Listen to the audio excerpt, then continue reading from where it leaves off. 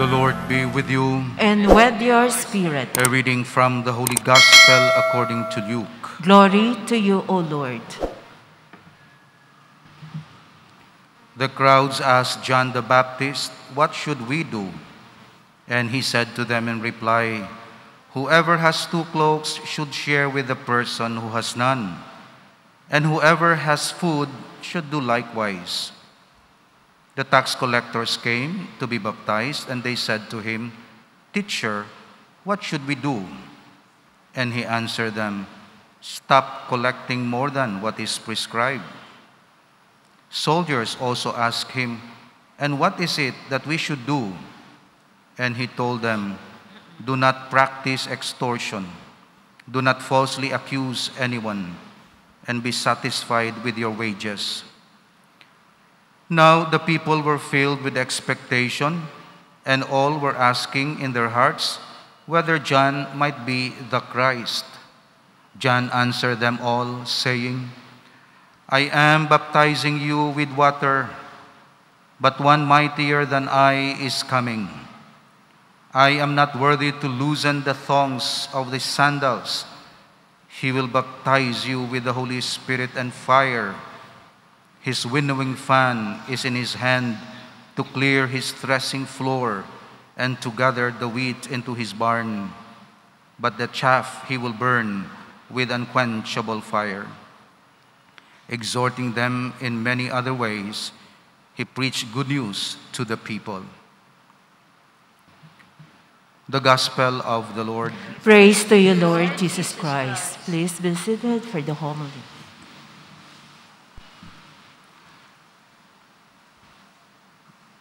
We come to the church every Sunday in order to be educated in our faith, to be informed of the doctrine of faith, because Satan, the enemy, would like to keep us in ignorance of God. Because if you are ignorant of God, you will not be able to worship Him and love Him. That's why He established the church, our Lord Jesus Christ, to be the instrument of the propagation of faith in many ways, in catechism, in preaching, in homily, in religious writings, books, even television, evangelization program. Of course, the most effective is the homily. That's why you come to be fed from this table and from that table. Here, the Word of God. Over there, the body of Christ. So once you are informed, you have that kind of wisdom, you will be guided for the second purpose, and that is moral life. If you have a clear criteria of a Christian life, then at least you have the basis for your right living in your family, in the community, in society at large. In short, you come to be informed and to be transformed. To be informed with the teachings of the church based on the Word of God, and to be transformed by the grace of God as you receive the Holy Spirit and the body of Christ. And then you go home informed, strong in the doctrine of faith. You will no longer doubt. You will no longer be persuaded by the enemy, and strong also in your morality. That's the purpose. Of course, some came in order to receive the grace because they're praying for passing the board exam and good health and blessings. These are material things, very important, but we do not content ourselves with this. We transcend it. We go beyond it because we ask the graces, and we also ask for the grace. We ask the gifts of the Holy Spirit, but we also ask for the Holy Spirit. So remember that when you pray, ask also for the Holy Spirit, not only His gifts, material things, but God Himself to remain in you, to remain in us, so that we may become joyful. The theme for this Sunday, which is the third Sunday in the series of 4, is joy. So next Sunday is the last Sunday of Advent before Christmas. Joy. Well, it's easy to remember. Acrostic. Joy is J-O-Y. Jesus for J. O for others. And Y for yourself. And this is the process of having or attaining joy. Jesus first, the love of God. And the love of God is expressed in obedience. If you love me, you will obey my commands. The love of neighbor can be expressed in many ways, giving them gifts. If you love a lady, you give chocolates. But in God, you cannot do that. The best way to love God is to worship Him and to obey His commands. That's why we will find joy when our life is the life of obedience to the commandment of God. Of course, the opposite is also true. If you want to be sad, to be disunited, to quarrel, to get envious of other people, then you do the opposite. You throw God away, and you will not find joy. You may find pleasure. Pleasure is distinct from joy. Pleasure is a good feeling, but stimulated by the things outside through external senses. So we have the pleasure of eating food. We have the pleasure of watching movies, sense of sight or sense of hearing. We have the pleasure of looking at beautiful things. We have the pleasure of touch in the intimacy. But these are pleasures, not joy. Joy is from within. Joy is not stimulated by external senses, but by a good life, by a rational life. That's why animals, because they're only sensible, they have pleasure, but they do not have joy.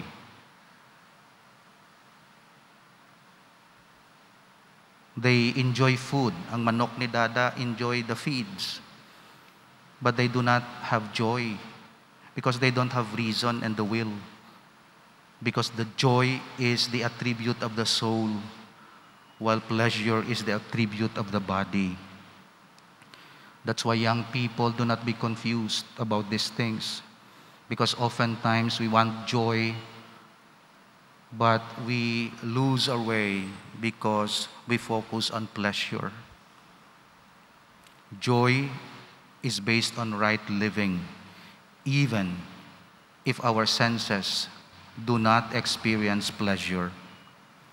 Example, a mother taking good care of her child is not easy. It's not pleasurable. Magpulaw kabilog nga gabi, but it's joyful.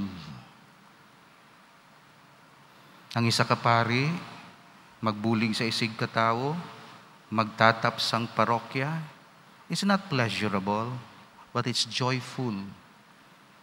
Isa ka leader sang banwa, criticism here, criticism there, etc. It's not pleasurable, but there's joy.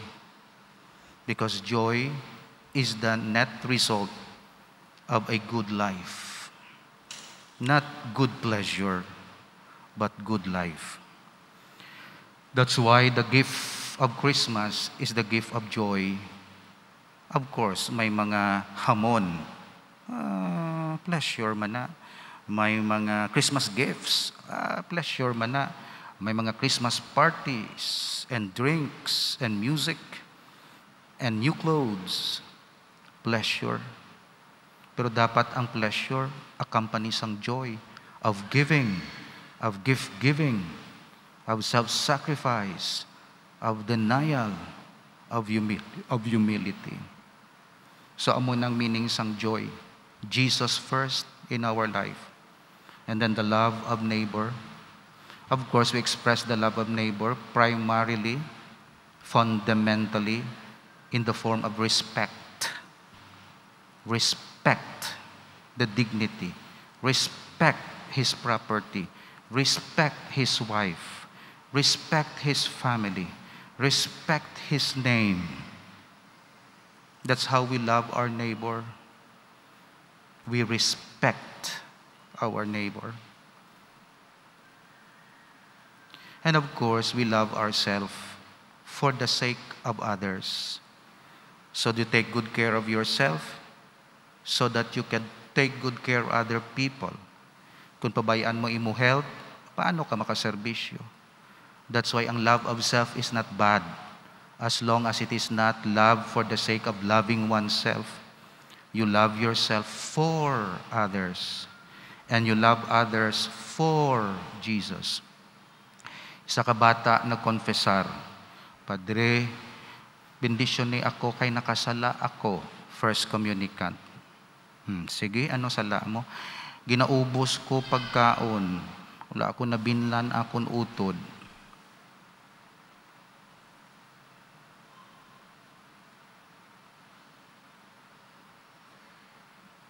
Naala, ubusan niyo ang propiedad sang iban. Wala niyo nabinlan. Busa niyo tanan na. Mga imol, wala nabinlan. Munang implication niya, prong bata, kabalo na. Father, naubos ko ba lang pagkaon? Huwag ko nabinlan akon utod.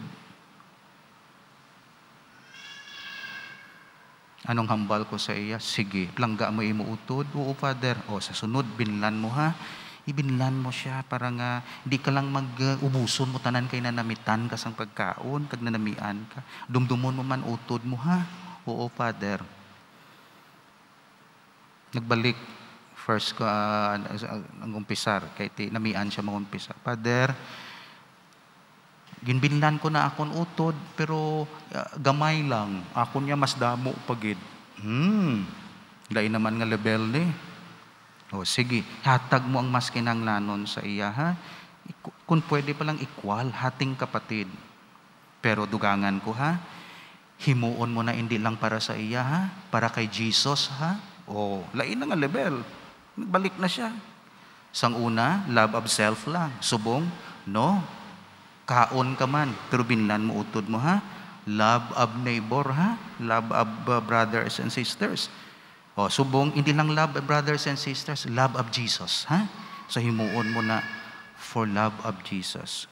Di ka mabudlayan, Father ko isang di ka mabudlayan for the sake of Jesus. Elevate siya. So himuon mo, mangin maayo ka.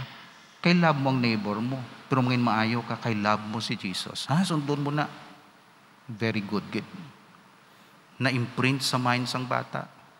Ngang iya maayo nga binuhatan, hindi lang love of self or love of neighbor, but love of Jesus. And for sure, kung magdako siya, madumduman niya na. Nga kung kaisa hindi ma-appreciate sang iba ng iya maayo nga buhat, pero for the sake of Jesus, himuan na. Because that's the love of God. And that's joy. Mo ni Jesus, I'll give you my joy. Your joy will be complete. Kay my love of God. So love yourself for the sake of neighbor. Return. And then I'll tell you, love your neighbor for the love of God.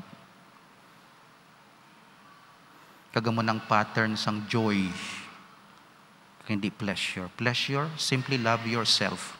Bahala da imo utod kung maubusan pagkaon, basta may pleasure ka, nga naga-enjoy ka. Pero joy is distinct. Sometimes there's no pleasure because you have to sacrifice. But there's a joy of the Spirit in us. And that is the spirit of Christmas. The love of self for the love of neighbor, and the love of neighbor for the love of God. Second point, nga hindi natin magpalipas, dali na lang ang eleksyon, kakinahanglan kabaluman ang mga tumuluo or i-review, kaya nabalaan na ninyo, ang purpose ng authority sa Catechism of the Catholic Church 2234, nagasiling, God's fourth commandment, which is honor your father and your mother, also enjoins us to honor all who for our good have received authority in society from God. It clarifies the duties of those who exercise authority as well as those who benefit from it. So all authorities come from God, directly or indirectly. Directly, kaangay sa amon, direkta, through the bishop, ang pag-receive sang power to, authority to absolve sins. I absolve you from your sins, the name of the Father, the Son, the Holy Spirit. And the authority or power to transform the bread into the body of Christ. So halin na ya sa Diyos, pero paagi lang sa obispo. Wala na naghalin sa obispo. Ang assignment ko halin sa obispo, pero ang pagkapari ko halin sa Diyos. Hindi halin sa obispo. Ministro lang obispo, nag-agi lang sa iya, ginpasa ya lang sa akon. Kay ina nga power is directly from God. Pero ang civil authorities, indirect ang pagbato nila sa authority sa Diyos. Indirect in a sense, nga tao ang naghatag sa ila sang otoridad, most especially sa democracy. Pero ang strength sang leader, ang sanity sang leader, ang health sang leader, ang life sang leader, halin sa Diyos. So, kung mapatay siya, wala na siya. Hindi na siya. O, kung di mangayo siya nga malawid siya. O, kung masakit siya kag ma-COVID siya. O, masugpunan niya kabuhi niya bilang leader. Hindi. Kung di mangayo siya, just, Lord, tagay ko sang mayong nga lawas para kaserbisyo ako. O, di nagalin ng otoridad na nga akon mapatay ka, may otoridad na wala. So, inatagaan ka sang Diyos ang kabuhi. So, all authority indirectly comes from God. That's why, ang mga ara sa positions of authority, dapat magbaton sini. Kami, sa simbahan, sa estado, hindi mangin arrogant. Ngabi mo daw, ikaw ang Diyos. Matubtub sa o di ka mapatay. You will realize later nga ang authority gali, ang power gali halin sa Diyos. Kung magmasakit ka na, kung magtigulang ka na, kagwala ka na, sang mahimo pa. So mas temprano pa lang, let's recognize this. God's fourth commandment also enjoins us to honor all who for our good have received authority in society from God. And last point for today, sa sining civil authorities, those who exercise authority should do so as service. Should do so as service. Whoever would be great among you must be your servant. The exercise of authority is measured morally in terms of its divine origin, its reasonable nature, and its specific object. No one can command or establish what is contrary to the dignity of persons and the natural law. So ang ara sa otoridad, hindi absolute ang otoridad. May limit ang pag-exercise ng authority. Kung ako otoridad diri sa parokya, may limit. Hindi absolute ang otoridad ko. Kagbisan sino nga authority, presidente, congress, senador, obispo, santo papa, may limit. Kag tatlo ina dumdumon naton, oras nga ma-violate nila, wala sila sang moral ascendancy, kag legitimacy sa pag-lead. Una, 10 Commandments. Ang 10 Commandments nagalimit sang otoridad sang leader. Hindi siya makakommand against the command of God. Kambal sang Dios diri lang kamo. Pero kung mag-command siya nga daw Dios, wala siya sang justification. Thou shall not kill. Tapos makommand siya, kill.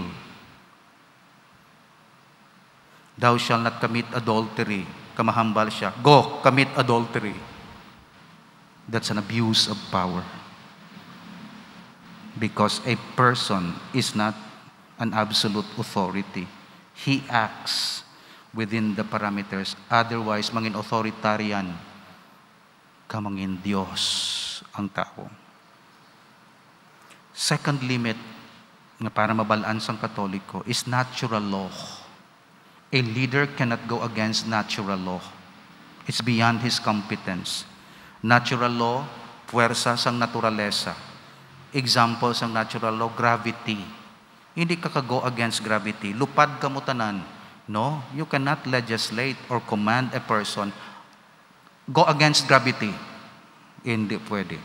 Or butang naton sa aton lawas, hindi ka mo magtulog. No. Hindi ka mo magpangihi.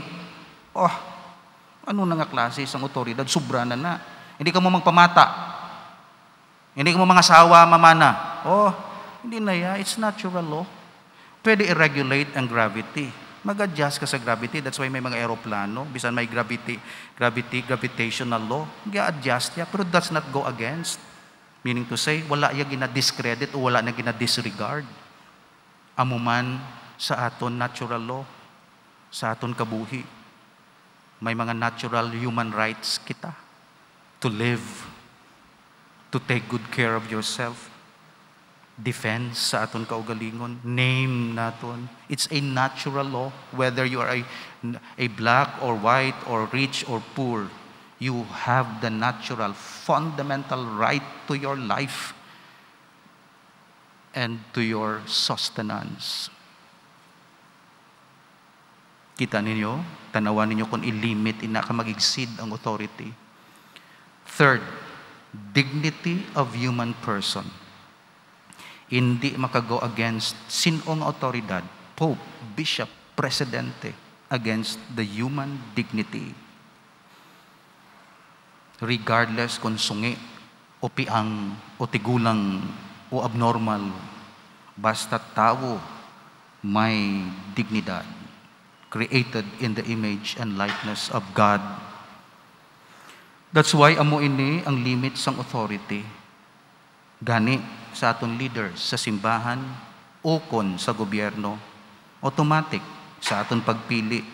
Pagpili naton, wala naton ginahatag ang bugos nga otoridad, kundi otoridad nga mag-represent sa aton, kag mag-decide what is best for us, kag mag-maintain sang peace and order, kag mag-settle sang conflicts, kag maghimo sa mga layi nga reasonable. Pero ang ila otoridad, limitado. In fact, ano man lang katuig o 3 katuig, may limit gidya.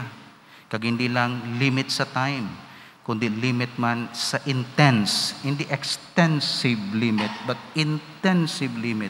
In other words, sa sulod sina, they have to respect the commandments of God. Because the commandment of God is not only for Catholics, it's for human being. So Katolik ako, hindi applicable ina, because it's a commandment. Okay? It does not mean thou shall not kill para lang sa Katoliko. Ang hindi Katoliko pwede nakapamatay. O thou shall not commit adultery para lang sa Katoliko. Ang hindi Katoliko can commit adultery. No. Para na yan sa tao, Katoliko man hindi. Because it's designed for human society. That's the commandment of God. Natural law, you cannot go against the natural law. You regulate your space sang pagpamata, it's natural. You regulate, hindi ka di mangihi, pero maghambal ka, hindi ka mangihi. No? Makasiling ka, hindi ka mangihi, dire. Pwede mo na ma-regulate. Pero makapangihi ka sa proper nga lugar. So, hindi mo makommand. O hindi ka magtulog, o hindi ka magkaon. No? Natural law na. O, singga na balang adlaw, hindi ka magsiga. May kapasidad ka sina. Presidente ka, pope ka, kambalon mo adlaw, hindi ka magsiga. Beyond your competence. You have to respect the natural law, not only of the macro universe, but also of the micro universe, which is our body. The body has the natural law and should be respected, regulated, adjusted, but not abolished, because you cannot abolish natural law. And then human dignity sa aton mga leaders. That's why, klaro ina, once nga may disrespect sa human dignity, ang leader nag-abuse sang iya power. Once nga mag-go against sa commandment sang Dios, the leader is abusing his power. Once nga mag-go against sa natural law, the leader is abusing his power. Tatlo ang gin-define sa catechism for our guidance. Dali na lang eleksyon, pilion naton, kamo. Di ko maghambal sang persona, criteria ang akon. Pilia sa kandidato pila kabilog ang maka-approximate sini nga criteria. Hindi gininbento ko, kundi halin sa Biblia kagiyasang Dios. Kay siya knew what is in our heart. Kilala ya kita, kagbalaan niya ko na nung proper para sa aton. Kag kung sundon nato ng instructions, hindi kita ma-damage. Pero kung mag-go against kita sa instructions, ma-damage kita. Like cellphone. May instruction ini, ang inventor sini, may instruction. Kung di mo pagsundon instruction, saksak mo ni karon sa kung ano na kuryente, hindi mo niya ma-enjoyan, malupok na. Pero kung sundon mo, ma-enjoyan mo along the way. Kita, gintuga sang Diyos tao. May instruction ng Diyos. Sunda ang instruction ngayon na, and you will enjoy life. The joy of life, ihatag ya. Because we obey His instructions. When we go against the instructions of God, ma-destroy naton ang aton kabuhi. So amo ina ang guidance naton subong nga Domingo sa sunod nga mga adlaw sa daily masses. I'll be talking about civil authorities and Catholic Church. Hindi mag-away, kundi mag-clarify kuno ang stance ng church sa civil society. It's not adversarial. It's guidance. Guidance ang function ng church sa society. Hindi enemy, hindi man friend. Kay kung friend, bisan malaway na ubraya, friend mo, no? Hindi man enemy. Kay may mang maayo man na siya nga ginahimo. Pero, witness, guidance. That's why hindi pagkontraho ng simbahan, kaya wala na guide. Guidance ang simbahan. Bawal sa simbahan mag-campaign, kundi mag-guide lang sa tao. That's how we look at our life in this parish. My role as your parish priest is to guide you as Catholics. But you choose your candidate, you are free as long as you have that guidance and well thought of, kag well informed nga klase sang choice naton. Amen.